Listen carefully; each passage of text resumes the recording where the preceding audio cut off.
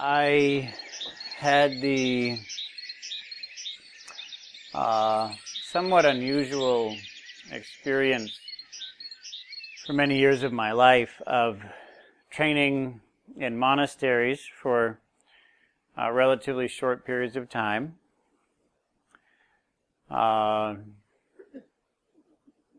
Typically between 1 and 3 years at a time, and then leaving and being in this world for about the same amount of time. And it happened frequently to me that I would leave and get to the train station or the airport or back to the U.S. and be struck physically struck by the fact that we are by and large insane. That our society is basically insane. That would strike me. Oh, yes, that's right. Oh, yes. Okay.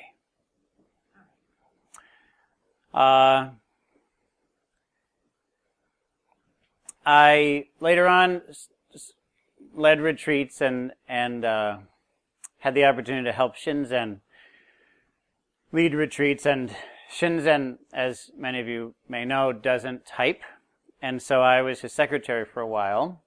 I would type email responses for him, and I noticed that a lot of people have this experience when they leave a retreat.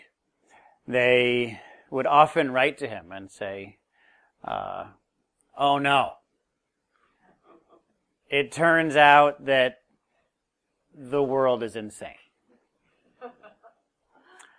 I didn't notice, but now I can't notice anything else. What do I do? How does this act? How is this gonna? What? Emails like that. And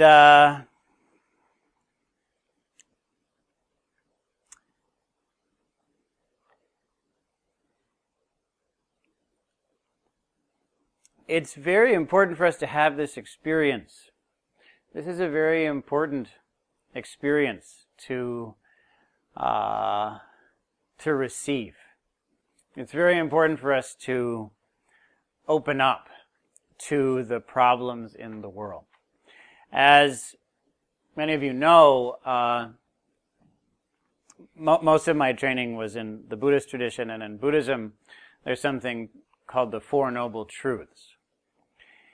And the very first of them is the word dukkha. And dukkha is often translated as suffering, but the translation I like, which may not be the best one, but it's still the one that I like the best, is problem. Dukkha, in a certain way, maybe not literally, but from a certain perspective, could, from a certain perspective, best be translated as the word problem. There are problems. There we are. There are problems in the world. There are problems. There is suffering, yes, and suffering is the problem. But suffering is not as broad of a word as the word problem. Problem, I think, holds more sorts of suffering. So the suffering that you experience when someone robs you or beats you up, that is suffering, and that's, you could say, a problem. Or someone who you love was killed, that also, you'd say, is suffering and a problem. But it's also a problem if you have a little cramp or an itch on your nose while you're sitting. Or someone said something to you and you don't know if they meant it in a nice way or a mean way, and so you have to think about it quite a bit. All of this is encompassed in the word dukkha. And it's very important for us to face this. The first noble truth, dukkha, is to be realized. It's to be understood. It's to be faced. This is very important to know. The Buddha didn't say dukkha is to be avoided.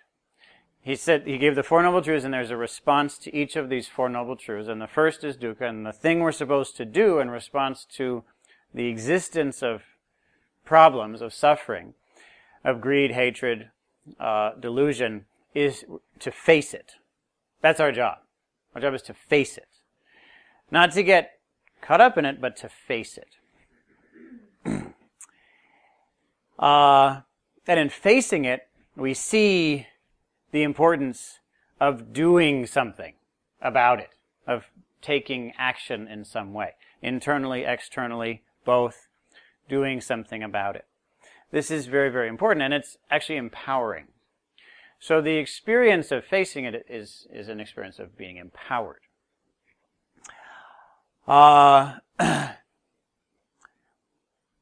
In an extreme case, we face it, and we see clearly, I cannot support that. I can't support that. I will not support that in the future. That is a problem. That's insanity. That's suffering. I will not support that. And at that moment, we open up to something without that, a kind of life without that. It's very important that we do that. And then we have that opening. With that opening, we use practices such as following our breathing and notice things in new ways. Notice things in more accurate ways. As we see the way things really are, we gain understanding, we gain wisdom that allows us to more effectively behave in ethical, moral, caring, compassionate ways. As we do that, we receive the benefits. We receive a state of mind and a state of body that's more peaceful and more happy. And a mind and a body that are peaceful and happy can concentrate better than a mind and a body that are not peaceful and happy. This is an extremely important discovery of the meditative tradition, the mystical tradition of the world. It's an extremely important discovery. When our mind and our body are peaceful and happy, we can concentrate, we can experience things more clearly than when we are not having that experience. And so because of that ethical behavior that we can be proud of and excited about, energized by, we can observe ourselves, the world around us more clearly, see what's happening more accurately. And because of that, we are able to behave in more moral ways, more ethical ways. And because of that, we're able to see more clearly, behave better, see more clearly, behave better. And that is the path. That's the path internally and externally beyond suffering. That's the path that solves problems. Rather than creating problems, we're solving problems. That's the path. This has been known for a long time. This has been known for a very long time. What I just said is not news to the world. This has been known for a long time. It's known less now, I'd say, than probably ever before. In the past, it was absolutely clear that morality and wisdom were interconnected and mutually dependent. This was known in India, it was known in China, it was known in Greece, it was known in Africa, it was known everywhere that I know of a few thousand years ago. This was clear. Wisdom and morality are mutually dependent. About 2,500 years ago, the Buddha was wandering about northern India, wandering hither and thither, and he stopped in a little park called Kampa one day, and there was a Brahmin. Brahmins at the time and now are the highest class, typically, of Indian society, and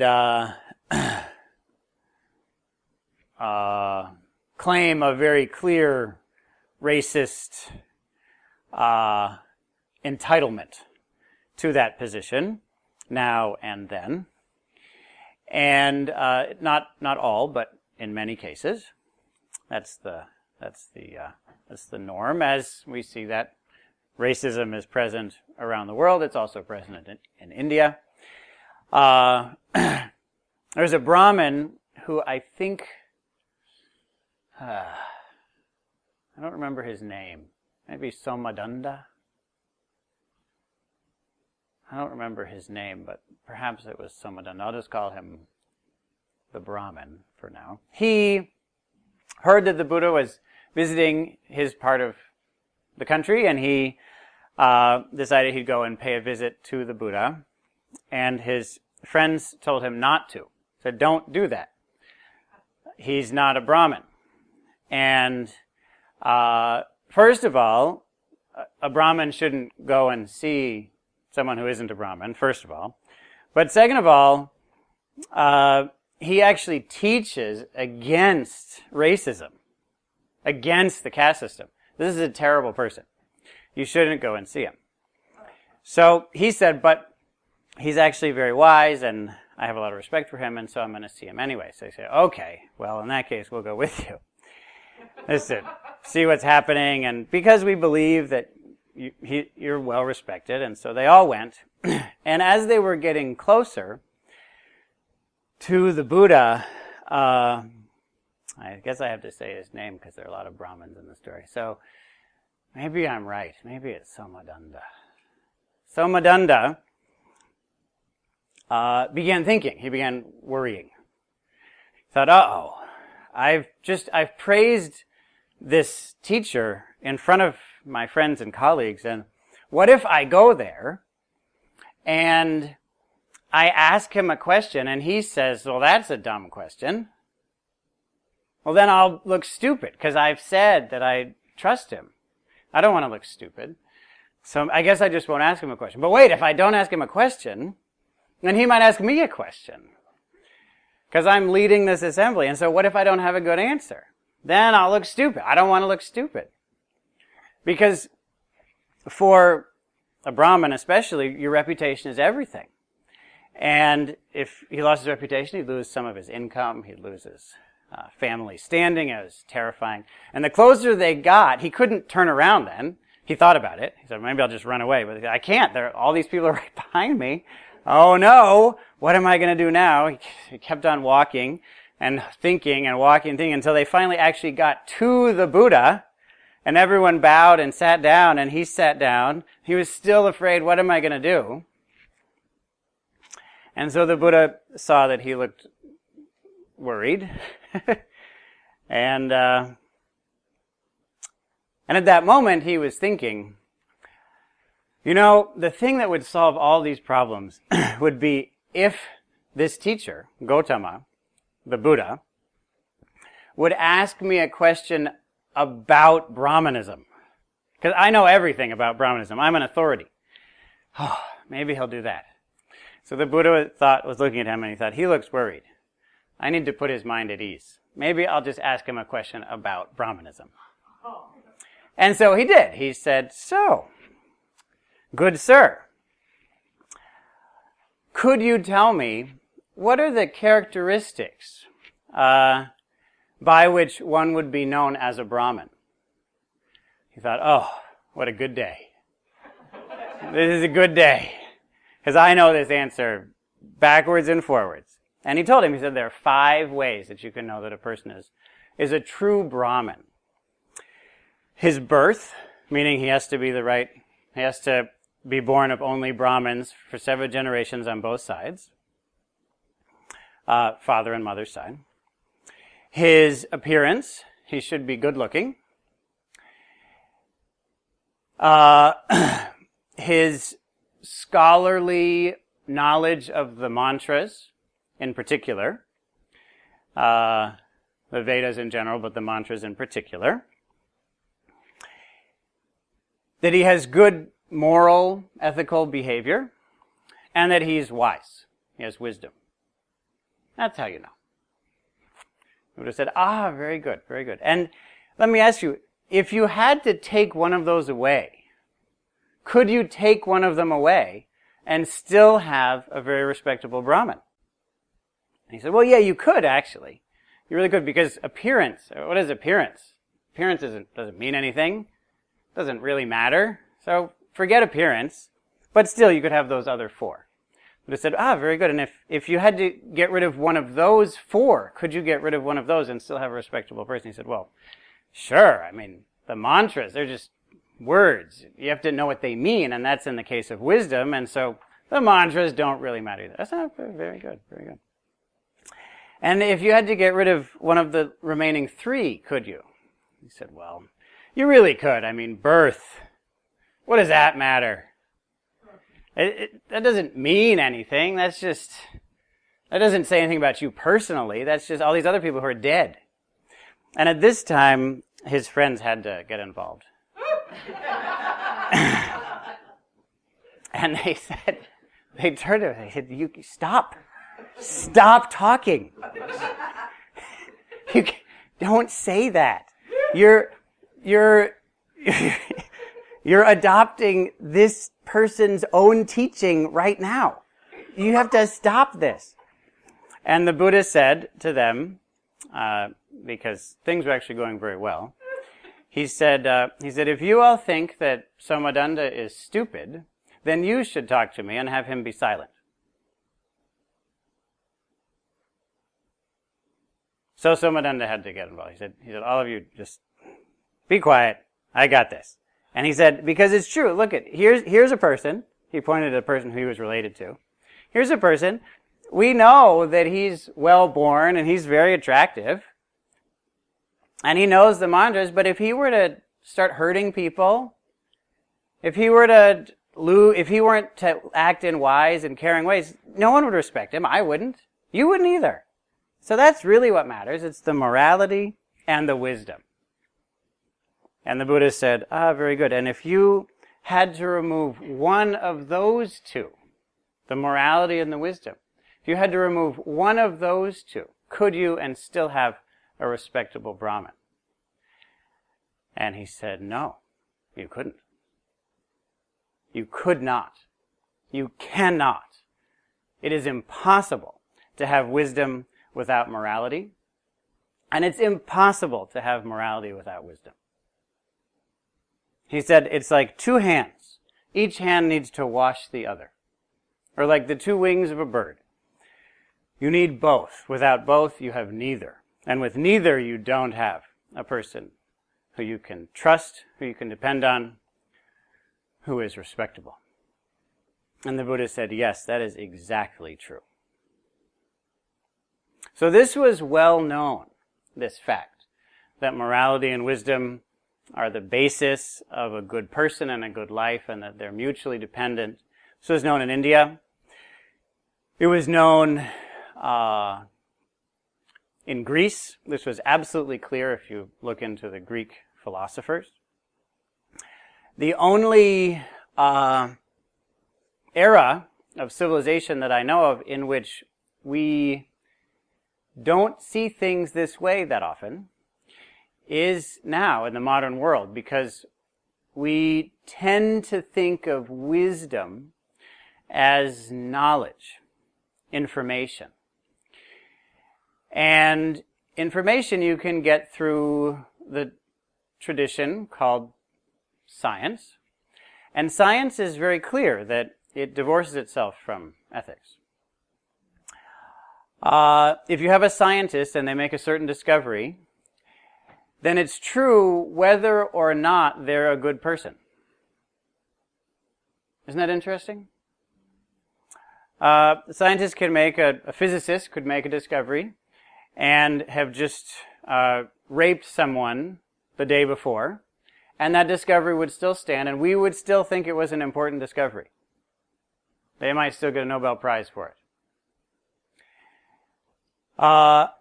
This is completely foreign to the majority of human history. And I can't help but think that that's one of the reasons that nowadays we have nuclear weapons and global warming. We didn't before. We could have. It's only a few thousand years different. What's the difference? I don't know, but that, to me, is probably a big part of it. The divorcing of what we think of as wisdom from morality and ethics. This, to me, is very, very dangerous. In fact, it's putting life on Earth at risk. It's putting human civilization at risk. And it's essential for us in our practice to never do this. To never do this. To know that whatever wisdom we gain is gained in dependence upon our ethics, our morality, our behavior. And whatever ethics, whatever compassionate behavior we're capable of, it's dependent on our wisdom, on our understanding of the way things are, of who we are, of how it is that we arise. So in our practice, to sometimes carefully observe how it is that we are distracted. You know, sometimes we're distracted by love, and sometimes from say, our breathing. Sometimes we're distracted by love. It's very important to take that experience of love, allow it to impact our body, and then base our concentration on that. Because under those circumstances, concentration is relatively easy. Sometimes we're distracted by, say, hate. In that case, it's very important for us to feel the impact of that. Feel that impact. To know that impact deeply. To receive it. And then knowing what it is to relinquish it. How? Because we know the impact that it has. Now, we know the impact it has on us and it has on others. We don't want that. And so we have the intention to turn away from that, to drop that. And just that intention is already love. It's already love. You're there. You then feel that and base your practice on that. So that we have a very clear movement from morality, from ethics, into wisdom. Wisdom, in this case, is something very simple. And as I say, it's mysterious, but just to attend to your breathing does result in deep insight. If you're truly aware in every moment, whether it's an inhale, exhale, where you're feeling it, deeply aware of that, that results in wisdom. An awareness of how things are. With that, then, we take that clear state of mind, that purified, clarified state of mind, into our lives so that we behave in ways that are more and more caring. And in that way, we've created that loop. We have one hand washing the other, each hand washing the other. We've created that. And that is how we face and resolve the suffering in the world. So that when we leave this practice, and we notice, we're struck by the insanity of the world, we have a way to take that as an engagement, rather than as a sense of being hurt or damaged or overwhelmed. We know we're engaging the very thing that we're doing this practice in order to engage, which is suffering in the world, insanity in the world. And so we take that as an opportunity, as a chance, as a way to move forward into a more just and compassionate life and a more just and compassionate world.